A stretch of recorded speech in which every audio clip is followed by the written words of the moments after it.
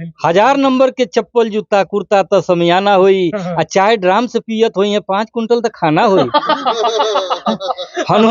हनुमान जी इतना बड़न कवि जी उनसे ज्यादा हुई हैं तब विराट घटोत्कच के छोड़ा कुंभकर्ण के दादा हुई हैं।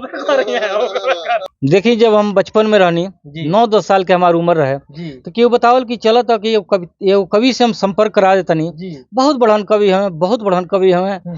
उनका जवाब नहीं खे बीएनए चल जाई विचार बन गई तो राते में हम सोचे लगनी लड़का के जात रात में सोचे लगनी कितना बड़हन कवि जी हुई है। उतनी गरी रामायण महाभारत चले तो हम बड़े बड़े लोग के देखले नहीं, कृष्ण जी के विराट रूप, हनुमान जी के विराट रूप, विराट राक्षस के विराट रूप, घटोत्कच के बढ़न रूप, यही हम विचार बनौले नहीं कि कवि जी कितना बढ़न हुई है। तो लिखनी कि कवि जी बहुत बढ़न बाने तो अपने मन में करी विचार, उनहु से ऊंचा दरवाजा तो बढ़न होई घर दुआर। 1000 नंबर के चप्पल जूता कुर्ता तो समियाना होई आ चाय ड्राम से पियत होई 5 कुंटल तो खाना होई।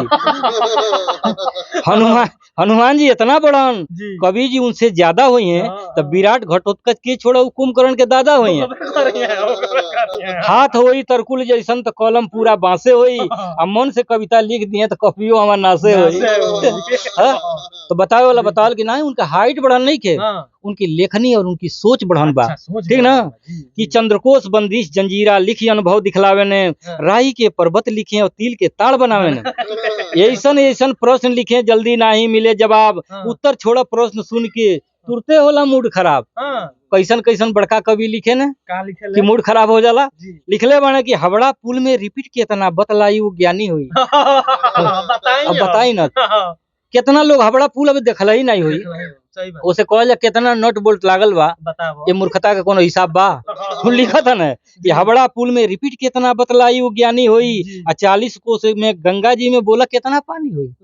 बताइए आप जबकि आप सर्च करब तो हावड़ा से गंगा सागर की दूरी 121.9 40.5 कोस ले कितना पानी हुई, कौन अंदाज लगाई आदमी। तो किफायत देता न कहता न कि हावड़ा पुल में रिपीट कितना बतलाई वो ज्ञानी हुई। 40.5 कोस में गंगा जी में बोला कितना पानी हुई। टन कुंटल में बतलई है, लीटर में परेशानी हुई आ केकरे जेब में कितना पैसा किए सोम के दानी हुई। बताई यही से ये लोग जहाँ भी विरह के प्रोग्राम होके बड़का कवि लोगन के हम देखले बानी, जैसे कि लोग बूढ़ रहे तो हम बच्चा रहनी देखनी, खूब देखनी। ये लिए कि सन 1985 से हम गावल चालू कैनी, यही लोगन के साथे रही, देखी कि जहाँ लोग प्रोग्राम होके लाता मुखी जरूर होके कहनी ऊंचता में 1 नंबर बालो तो नीचतो में 1 नंबर बालो। हाँ तो कहत न कवि जी कि टन कुंटल में बतलावा लीटर में परेशानी हुई आ केकरे जेब में कितना पैसा किए सोम के दानी हुई। सोच समझ के बतलई है ना कोनो मनमानी हुई, अनुरागी उहे बतलाई जे जादूगर विज्ञानी हुई। सही बात बा, उहे लोग ने बताई।